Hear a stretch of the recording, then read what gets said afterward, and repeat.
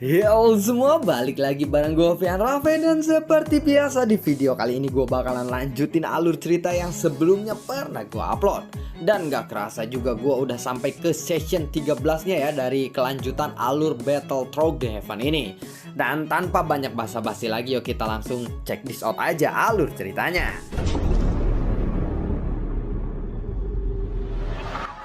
Di episode sebelumnya, di dalam pertempuran Xiao Feng melawan Bao Zhao, Xiao Feng berhasil menghindari semua serangan Zhao Bao, dan bahkan energi yang ditembakkan oleh Bao Zhao lenyap seketika. Entah apa yang dilakukan oleh Xiao Feng atau Xiao Yan ini. Melihat itu, Bao Zhuo pun lalu berkata, "Xiao Feng, apa yang kamu gunakan tadi?"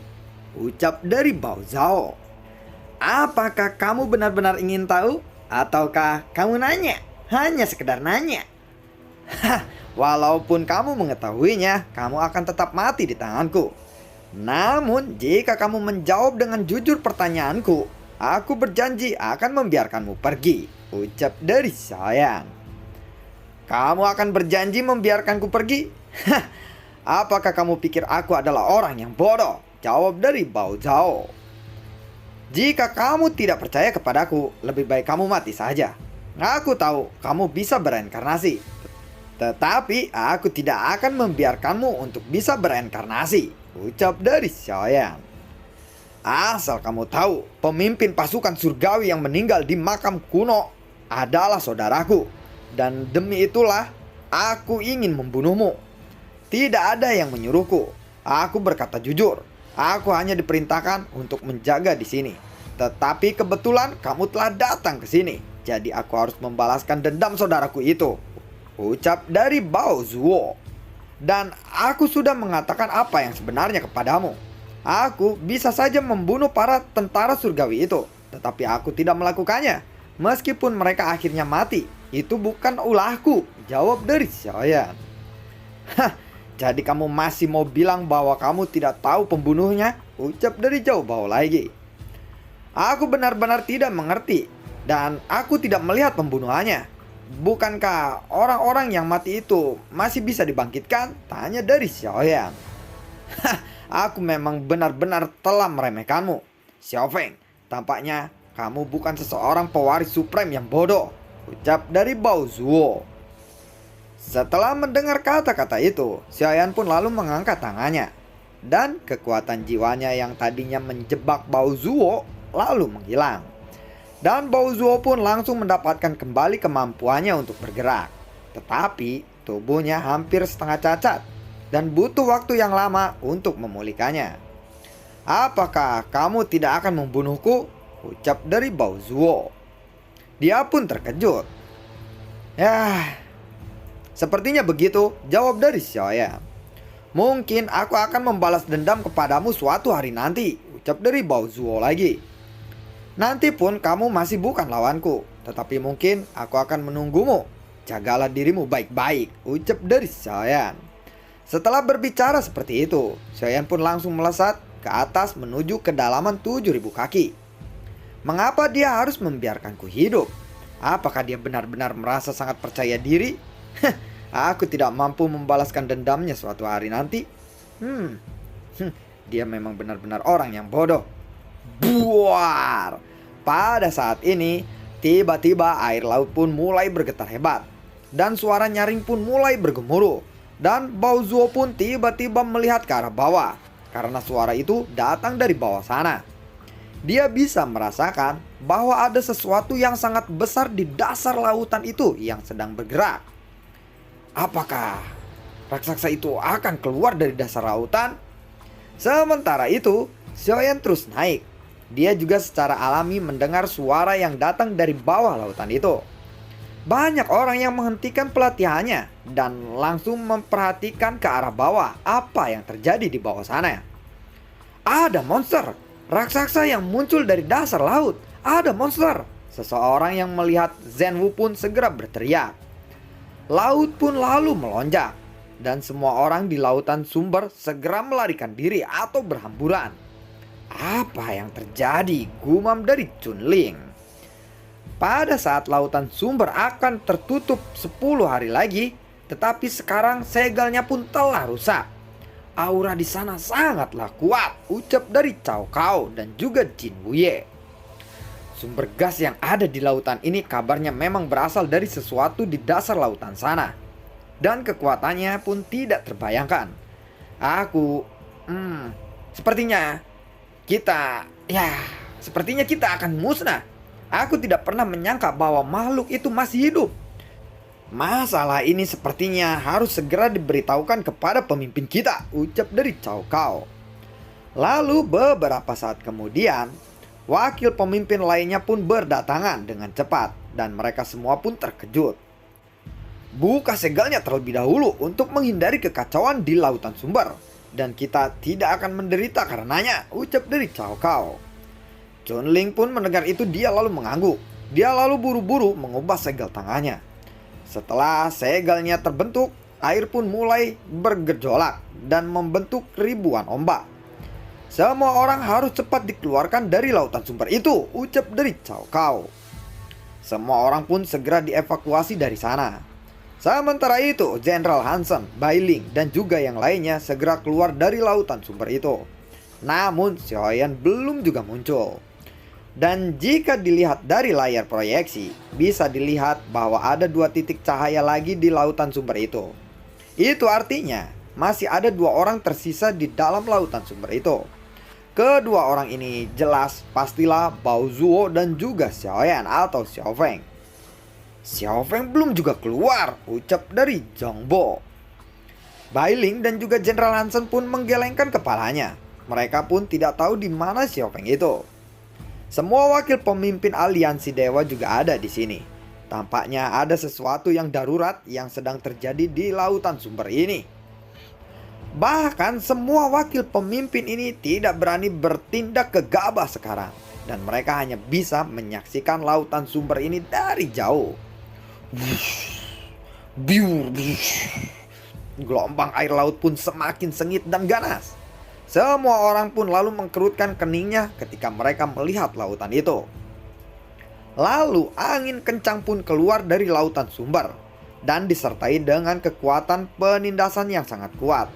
Aura ini pun sangatlah kuat. Buar, lalu sebuah kepala ular yang besarnya sangat luar biasa muncul dari lautan itu. Diikuti dengan kepala ular yang lainnya juga. Senior, kami merasa terhormat bisa bertemu denganmu, ucap dari Jin Wuye sambil memberikan hormat. Jin Wuye pun bergerak maju tanpa rasa takut. Kepala itu pun lalu mendekat dan Jin Wuye hanya menundukkan kepalanya. Dia tidak berani mengangkat matanya untuk melihat raksasa itu.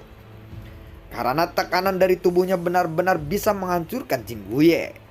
Keringat Jin Wuye pun lalu menetes saat Jin Wuye dekat dengan raksasa itu. Senior, aku tidak berniat jahat kali ini. Aku akan berusaha untuk memenuhi kebutuhanmu, ucap dari Jin Wuye. Wakil pemimpin Jin Wuye, ternyata kamu masih bisa bersikap sopan juga ya. Saat semua orang menundukkan kepalanya, ada seseorang yang berbicara dan suara ini jelas terdengar familiar. Lalu mereka semua pun mengangkat kepala satu demi satu dan mereka melihat ada sosok yang sedang berdiri di atas kepala raksasa itu. Dan sosok itu adalah Xiaoyan atau Xiao Feng. Xiao Feng, ucap dari Jin Wuye yang terkaget-kaget. Mendengar itu Xiaoyan pun tersenyum. Lalu Xiaoyan melompat dari kepala Jin Wu. Kemudian dia berbalik dan membungkukkan kepalanya. Terima kasih senior, ucap dari Xiaoyan kepada Zhen Wu. Dan mendengar itu Zhen Wu pun lalu mengangguk. Jika kamu membutuhkan bantuanku, bilang saja kepada aku, ucap dari Zhen Wu.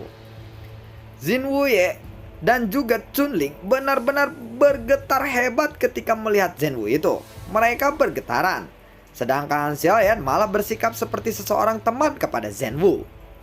Ya, sebenarnya ada beberapa senior di aliansi dewa ini yang sepertinya mempunyai masalah denganku, ucap dari Xiaoyan kepada Zhen Wu.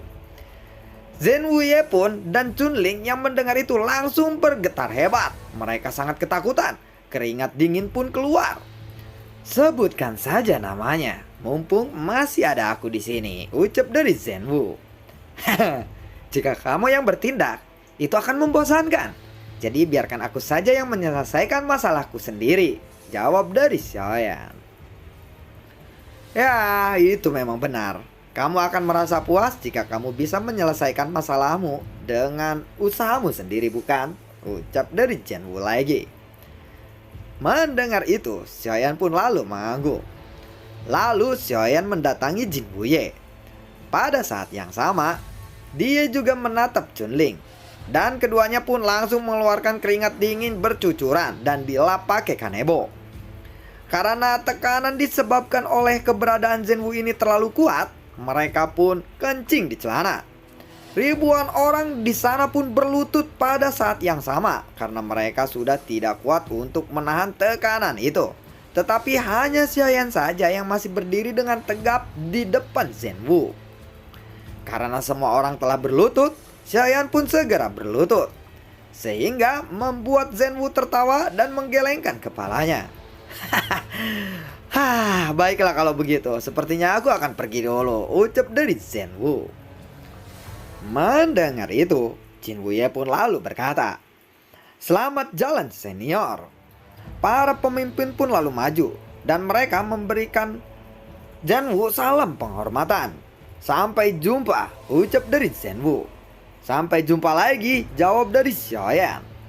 Kemunculan Zenwu ini secara tidak langsung telah memberikan dukungan kepada Xiaoyan di aliansi dewa. Dan niat Jin Wuye pun dia telah memikirkannya matang-matang. Karena sekarang Xiao Feng atau Xiaoyan ini mempunyai backingan yang sangat kuat dan bahkan bukan tandingan dari Jin Wuye. Sosok besar Zenwu pun perlahan-lahan lalu menghilang di hadapan mereka. Semua orang tidak menyangka makhluk yang begitu kuat ternyata akan memiliki hubungan yang baik dengan Xiao Feng. Ketika Xiaoyan hendak pergi, dia pun segera dihentikan oleh Jin Wuye. "Xiao Feng, tunggu dulu sebentar," ucap dari Jin Wuye. "Ada apa, wakil pemimpin Jin Wuye?" ucap dari Xiaoyan. Tidak ada apa-apa. Aku hanya ingin mengundangmu untuk minum teh saja. Mungkin beberapa waktu yang lalu ada kesalahpahaman di antara kita, ucap dari Jin Wuye sambil sengengesan. Semua orang yang melihat itu pun lalu terkejut. Karena ini pertama kalinya mereka melihat wajah Jin Wuye menunjukkan senyuman yang canggung atau kalang kabut. Apa? Kesalahpahaman? Mengapa? Memangnya kenapa ya? Anda tidak perlu repot-repot untuk mengajakku minum teh. Lagi pula aku harus segera berlatih sekarang. Jadi maafkan aku yang tidak bisa menerima ajakanmu itu. Dan aku harap wakil pemimpin mau memaafkanku kali ini, ucap Xiaoyan sambil membungkukkan kepalanya. Baiklah kalau begitu. Tidak masalah. Jika ada sesuatu yang kamu butuhkan, kamu bisa berbicara kepadaku, ucap dari Jin Wuye. Jin Wuye, aku tidak salah melihat, bukan? Bukankah dulu kamu sangat ingin membunuh Xiao Feng itu? Ucap dari Cao Cao. Wah, benarkah? Oh, itu hanya bercanda. Apakah kamu punya bukti mengenai apa yang kamu katakan tadi? Cao Cao? Ucap dari Jin Wuye. Bukti? Tidak. Tapi aku pikir Xiao Feng sudah tahu dengan jelas masalah itu, ucap dari Cao Cao. Oh, benarkah Xiao Feng? Jawab dari Jin Wuye sambil memandang ke arah Xiaoyan. Mungkin memang benar seperti itu, ucap dari Xiaoyan sambil tersenyum. Benar kan? Kamu bisa mendengar itu, bukan? Ucap dari Cao Cao. Jika aku benar-benar ingin membunuhmu, aku rasa kamu tidak akan berdiri saat ini, ucap dari Jin Wuye. Mendengar itu Xiaoyan pun tersenyum. Benar, ini semua berkat kebaikan pemimpin Jin Wuye, ucap dari Xiaoyan atau Xiao Feng itu. Lalu ada teriakan yang terdengar dari kejauhan. Acara ini sudah berakhir. Sekarang 10 besar dalam daftar nama segera berkumpul di depan pintu masuk Yuan Qinghai, ucap dari Chunling. Xiao Feng, sepertinya namamu ada di dalam daftar itu. Dan sepertinya kamu telah mendapatkan manfaat yang besar di dalam sana, ucap dari Bailing. Mendengar itu, Xiaoyan pun segera melohok dan melihat layar proyeksi. Dia pun terkaget. Di sana ada 10 nama dan nama Xiao Feng berada di urutan pertama. Dia pun terkaget-kaget.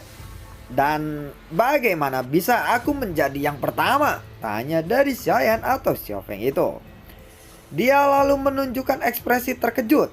Dan aku benar-benar penasaran apa yang kamu lakukan di sana? Tanya dari Zie. Mendengar itu, Xiaoyan pun tersenyum dan mengangguk. Tetapi pada saat ini, dari dalam lautan sumber ada sosok yang muncul di hadapan semua orang. Wajahnya terlihat sangat suram. Dan orang ini adalah Bao Zuo yang hampir mati di dalam sana.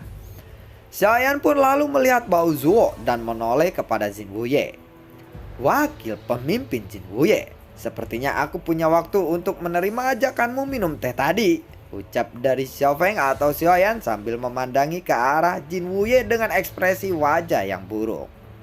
Mendengar itu Jin Wuye pun secara alami mengerti kata-kata Xiaoyan. Oh, lalu bagaimana denganku? Ucap dari Cao Cao yang merasa diabaikan oleh mereka. Xiaoyan pun lalu melihat ke arah wakil pemimpin Cao Cao. Dan kemudian Jin Wuye pun memberitahu Xiaoyan tentang kejadian saat Cao Cao menyelamatkan hidupnya. Wakil pemimpin Cao Cao ini, aku kira Anda tidak suka minum teh, ucap dari Xiaoyan. Walaupun itu hanya air yang direndam dedaunan, aku masih bisa meminumnya, jawab dari Cao Cao sambil tertawa. Sebenarnya aku punya beberapa kendi berisi anggur yang enak yang aku bawa dari kota asalku. Jika wakil pemimpin Cao Cao tidak membencinya, aku akan mengajakmu minum setelah latihanku selesai, ucap dari Xiaoyan. Baguslah, sepertinya aku lebih cocok minum anggur saja. Kalau begitu, maka sudah diputuskan. Aku akan segera memerintahkan orang untuk menyiapkan makanan. Ini adalah acara yang besar, yang membahagiakan juga. Jadi ini harus dirayakan bukan? Ucap dari Cao Cao sambil tertawa. Xiaoyan pun lalu tersenyum dan mengepalkan tinjunya. Sementara itu Jin Wuye berjalan mondar-mandir seakan gelisah karena dia dicuekin. Melihat Jin Wuye, Cao Cao pun langsung tertawa. Xiaoyan benar-benar tidak takut menyinggung Jin Wuye kali ini karena Jin Wuye sudah ditakdirkan untuk menjadi musuhnya. Xiaoyan langsung pergi bersama dengan 9 orang lainnya. Mereka adalah ke-10 besar pada kompetisi ini. Namun pada dasarnya, kebanyakan mata orang banyak tertuju kepada Xiao Feng atau Xiaoyan ini. 10 orang itu pun kembali ke lautan sumber, tetapi sekarang segelnya telah dibuka dan mereka dapat melihat seluruh pemandangan itu. Mereka yang mengumpulkan lebih banyak bintang di lautan sumber bisa menikmati hadiah ini. Kalian akan melakukan inisiasi sumber gas sesuai dengan jumlah bintang yang terkumpul oleh kalian, ucap dari Chunling. Xiaoyan lalu memandangi Chunling dengan penuh niat membunuh yang sangat kuat. Sementara itu Chunling pun menyadari, tetapi dia tidak menunjukkannya. Dia lalu kembali melakukan tugasnya. Dia lalu membentuk segel dengan tangannya, dan udara di sekitarnya pun mulai berputar, membentuk sebuah pusaran yang besar. Buar, air laut pun langsung naik ke udara dan 10 orang itu langsung terkumpul dan terbungkus oleh air di dalam kolam. 10 orang itu lalu melonjak ke udara. Momentumnya begitu besar sehingga menarik perhatian semua orang yang menonton kejadian itu. Di sini juga bisa dilihat bahwa sumber gas berputar-putar di dalam kolam air yang membungkus ke 10 orang itu. Semakin banyak bintang yang terkumpul, maka semakin tinggi kolam air sumber gas itu. Di bawah pandangan banyak mata, kolam air itu menutupi 10 orang dalam pusarannya dan tidak berhenti. Sementara itu, kolam air Xiaoyan pun berhenti setelah semua orang juga berhenti. Momentum kolam air Xiaoyan ini sangatlah ganas. Xiaoyan berada di kolom air yang tampak tenang.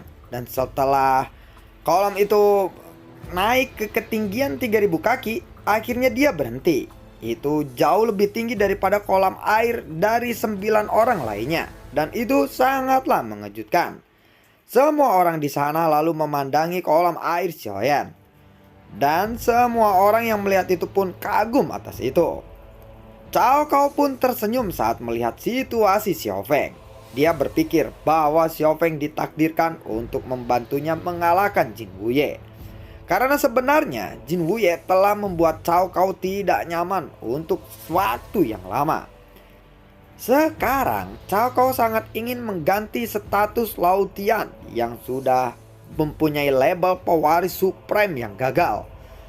Dia pasti akan lebih kuat. Pastikan untuk menjadi lebih kuat, ucap dari Xiaoyan yang menyemangati dirinya sendiri. Sumber gas di kolom air mulai bergemuruh. Mata Xiaoyan pun tiba-tiba memandangi sekitarnya. Dan dia merasakan sumber gas yang murni yang agung ini membuat King Hai di tubuhnya pun bergejolak lagi. Xiaoyan sudah tidak sabar untuk mendapatkan ribuan bintang lagi dan menerobos ke Fighting God bintang 3. Setelah itu, Xiaoyan harus membunuh Chunling terlebih dahulu. Mata Xiaoyan pun berangsur-angsur tertutup dan mulai menikmati sumber gas yang memasuki tubuhnya. Di antara ke-9 orang lainnya, milik Xiaoyan adalah yang paling megah dan itu sangatlah luar biasa. Inisial C ini akan berlangsung dari 10 hari hingga berbulan-bulan. Dan sebagian besar penonton pun secara bertahap pergi dari sana, termasuk Jin Wuye dan juga Cao Cao. Hanya Bai Ling dan juga yang lainnya yang masih menunggu Xiao Feng. Dan lalu bagaimana kelanjutan ceritanya? Akankah Xiaoyan atau Xiao Feng ini berhasil menerobos ke Fighting God bintang 3 setelah dia mendapatkan hadiah dari kompetisi menyerap sumber gas di dalam lautan sumber ini? Nantikan video gue berikutnya dan semoga sehat selalu untuk kalian. Gue juga tidak lupa untuk selalu ucapin terima kasih banyak buat kalian yang sudah mendukung channel ini dari awal hingga saat ini. Dan gue juga selalu ucapin terima kasih banyak buat kalian yang sudah mendukung atau mensupport channel ini lewat link Saweria di bawah kolom deskripsi. Sampai ketemu lagi di video gue berikutnya dan semoga sehat selalu untuk kalian. Assalamualaikum dan dadah.